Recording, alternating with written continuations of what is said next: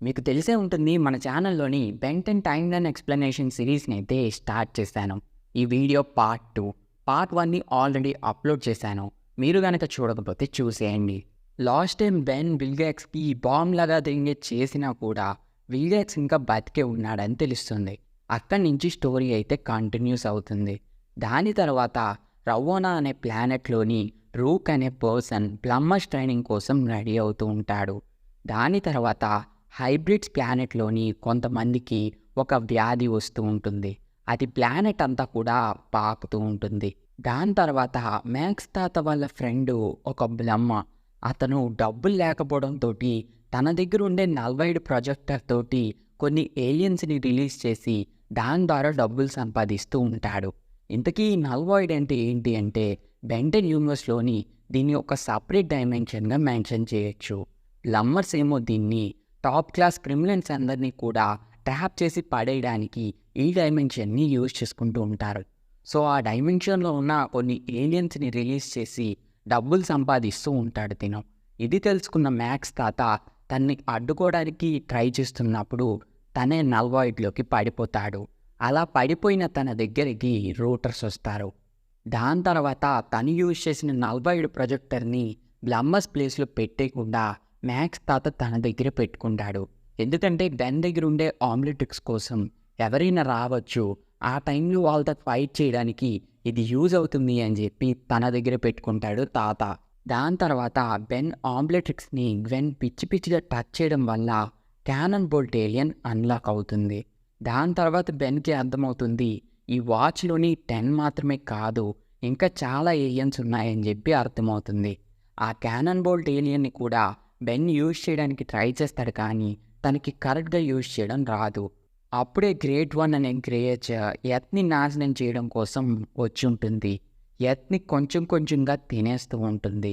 అప్పుడు బెన్ తన దగ్గర ఉండే ఆల్ ఏలియన్స్‌ని కూడా దాన్ని ఓడించడానికి, డిస్ట్రాయ్ చేయడానికి ట్రై చేస్తాడు, కానీ ఎటువంటి యూజ్ కూడా ఉండదు.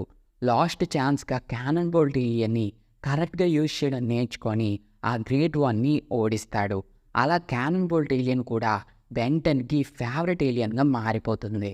దీని తర్వాత గ్రాండ్‌పా మ్యాక్స్ ఇంకా గ్వెన్ ఒక షాప్‌కి వెళ్ళినప్పుడు షాప్స్ అన్నిటిని కూడా బద్దలుగొట్టుకుంటూ ఫోర్ ఆర్మ్స్ ఏలియన్ సిటీలోని కేయాస్‌ని క్రియేట్ చేస్తూ ఉంటుంది. దాన్ని చూసిన గ్వెన్ ఏమో అది బెన్నే అనుకుంటుంది, కానీ తను బెన్ కాదు. సో వాడు ఎవడు అని చెప్పి కనిపెట్టడం కోసం బెన్ బయలుదేరుతాడు. అప్పుడే గ్వెన్‌కి మళ్ళీ ఇంకొక హీబ్లాస్ట్ ఏలియన్ కనిపిస్తుంది. సో తను బెన్నే అనుకొని చెడామడా తిట్టేస్తుంది గ్వెన్. అప్పుడు హీబ్లాస్ట్ ఏలియన్ ఆ ఫైర్‌ని యూజ్ చేస్తున్నప్పుడు బెన్ డైమండ్ హెడ్‌గా మారి తన్ని కాపాడతాడు. ఆ తర్వాత తెలుస్తుంది ఆమ్లెట్రిక్స్‌ని అబ్జర్వ్ చేసుకున్న కెవిన్ బెన్‌లానే ఏలియన్స్‌గా మారడం మొదలుపెట్టాడని. వాటిని యూజ్ చేసుకొని చాలానే క్రైమ్స్ చేస్తూ ఉంటాడు. అందుకనే ఒక ఫోర్స్‌ని కూడా గవర్నమెంట్ లాంచ్ చేస్తూ ఉంటుంది. ఆ ఫోర్స్ ఏమో ఈ క్రైమ్స్ అన్నీ కూడా చేస్తుంది బెన్నే అని అనుకుంటారు. అలా కెవిన్ ఏమో తనకి హ్యాండ్ ఇచ్చేసి అక్కడి నుంచి ఎస్కేప్ అయిపోయి డైమండ్ హెడ్‌గా మారి ఆ ఫోర్స్‌లో ఉన్న ఒక పర్సన్‌ని చితక్కొడతాడు. ఆఫీసర్‌ని కాపాడడం కోసం బెన్ ఫోర్ ఆర్మ్స్ ఏలియన్‌గా మారి డైమండ్ హెడ్‌గా ఉన్న కెవిన్‌ని చితక్కొడతాడు. ఆ తర్వాత కెవిన్ ఈ బ్లాస్ట్‌గా మారి అటాక్ చేస్తాడు, కానీ ఎటువంటి యూజ్ కూడా ఉండదు. ఇంకా బెన్‌ని ఎలా అయినా ఓడించాలి అని డిసైడ్ అయ్యి ఎవ్రీ ఏలియన్ డీఎన్ఏని కూడా కెవిన్ యూజ్ చేద్దాం అనుకుంటాడు. ఆ ప్రాసెస్‌లోనే ఆ డీఎన్ఏస్ అన్నీ కూడా కలిసి ఫ్యూజన్ అయ్యి ఒక మాన్స్టర్ లాగా కెవిన్ మారిపోతాడు. అలా మారిన కెవిన్ మళ్ళీ నార్మల్‌గా మారడానికి ట్రై చేస్తే అస్సలవ్వదు. ఎంత ట్రై చేసినా కూడా మారలేకపోతాడు. దీని గురించి బెన్‌నే బ్లేమ్ చేస్తాడు. నీ వల్లే నేను ఇలా మారిపోయానని చెప్పి అటాక్ చేయబోతే ఆ ఫోర్స్‌లో ఉండే ఒక ఆఫీసర్ ద్వారా తన్ని అంతం చేశామనుకుంటారు. కానీ కెవిన్ ఇంకా బతికే ఉంటాడు. నెక్స్ట్ డేనే మళ్ళీ తన పైకి అటాక్ చేస్తాడు. అలా డైమండ్ హెడ్‌గా మారి బెన్ ఏమో కెవిన్ తోటి ఫైట్ చేస్తుంటే వాళ్ళిద్దరిని కూడా ఒక స్పేస్ షిప్ క్యాప్చర్ చేస్తుంది. అది ఒక బ్యాటిల్ స్పేస్ షిప్. అక్కడ బ్యాటిల్ చేసి అందరిని కూడా ఎంకరేజ్ చేయాలి. అలా బ్యాటిల్ చేయకపోతే వాళ్ళు ఓడిపోతారు, వాళ్ళని చంపేస్తారు. వాళ్ళలానే అక్కడ చాలామందే ఉంటారు. సో బెన్ ఇంకా కెవిన్ అప్పుడు టీమ్‌గా ఫామ్ అయ్యి వాళ్ళందరినీ ఓడించి ఛాంపియన్స్ అవుతారు. అలా వాళ్ళు బాస్‌ని కలిసే ఛాన్స్ వస్తుంది. అలా కలిసే ఛాన్స్ వచ్చినప్పుడే బెన్ అప్గ్రేడ్గా మారి తన్ని కంట్రోల్ చేసి అందరినీ కూడా విడిపించేద్దామని అనుకుంటాడు. అలా ప్రతి ఒక్కరిని కూడా వాళ్ళ ప్లానెట్స్కి పంపించేసి తను వెళ్ళిపోదాం అనుకునే టైంలోని కెవిన్ మళ్ళీ ఈవిల్గా మారి బెన్ని చంపేద్దామని అనుకుంటాడు. ఆ టైంలోని బెన్ క్యానన్ బోల్ట్ ఏలియన్గా మారి తనకి టఫ్ ఇచ్చి డుంకా కొట్టి మళ్ళీ ఎర్త్కి వచ్చేస్తాడు. కానీ కెవిన్ ఏమో ఆ స్పేస్ షిప్లోనే ఉండిపోతాడు. దాని తర్వాత బెంటెనేమో టైం ట్రావెల్ చేసి ఫ్రజ్ ఆఫ్ క్రియేషన్ దగ్గరికి వెళ్తున్న ఆటోమేటిక్ బెన్ని కలుసుకుంటాడు. అప్పుడే బెన్తో పాటు కెవిన్ని చూసిన బెన్ ఏమో తను ఈవిల్ కదా అని చెప్పి హీ బ్లాస్ట్గా మారి తన పైకి అటాక్ చేస్తూ ఉంటాడు. కానీ ఫ్యూచర్ బెన్ ఏమో ఎనర్జీగా మారి తన్ని ఓడించి జరిగిందంతా చెప్తాడు. కెవిన్ కూడా ఇప్పుడు చాలా మంచిగా మారిపోయాడు అని చెప్పి తనని వెనక్కి ఎలా పంపించాలో తెలియక తనతో పాటే పట్టుకెళ్తాడు. అలా ఇద్దరు బెన్స్ కలిసి యాగ్రిగోర్ తోటి ఫైట్ చేస్తారు, కానీ వాళ్ళిద్దరూ కూడా ఓడిపోతారు.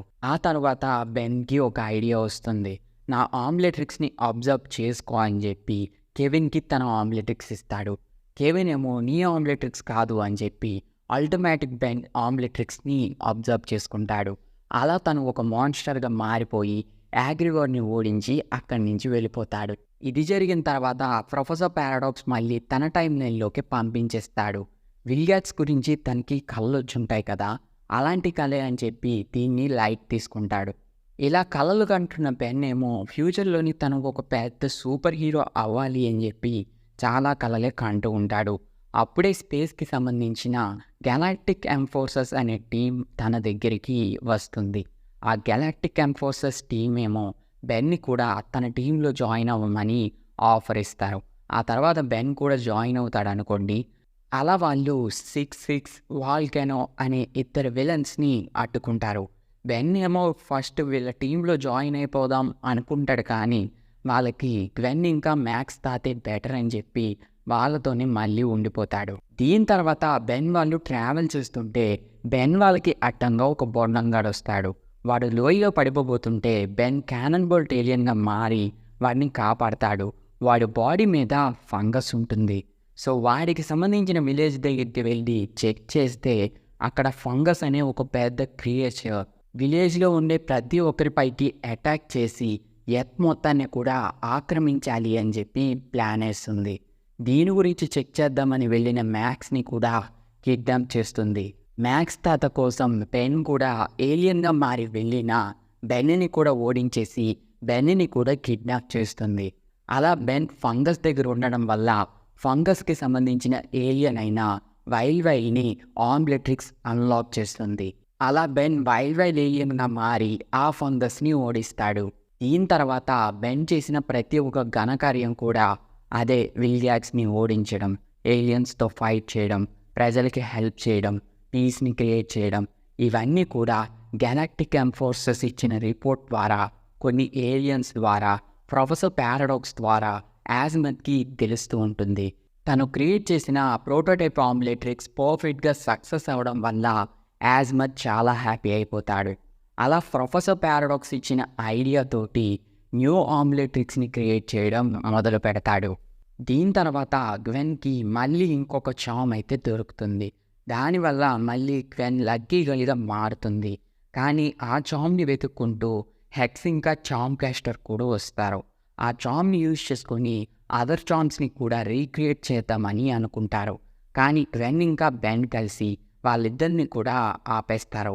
దాని తర్వాత దూపుష్ బెన్ ఏం చేస్తాడు అంటే ఆమ్లెట్రిక్స్లోని ఇంకా చాలా ఏలియన్స్ ఉన్నాయి అని చెప్పి ఒక స్క్రూ డ్రైవర్ పట్టుకొని ఆమ్లెట్రిక్స్ని పొడుస్తూ ఉంటాడు.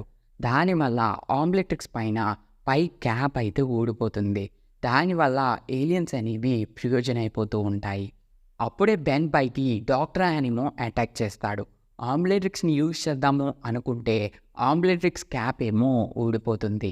అయినా సరే యూజ్ చేస్తే తను ఒక ఫ్యూజన్ ఏలియన్గా స్ట్రింగ్ క్రోమ్స్గా అయితే మారతాడు. ఆ ఊడిపోయిన క్యాప్ ఏమో డాక్టర్ యానిమోకి దొరుకుతుంది.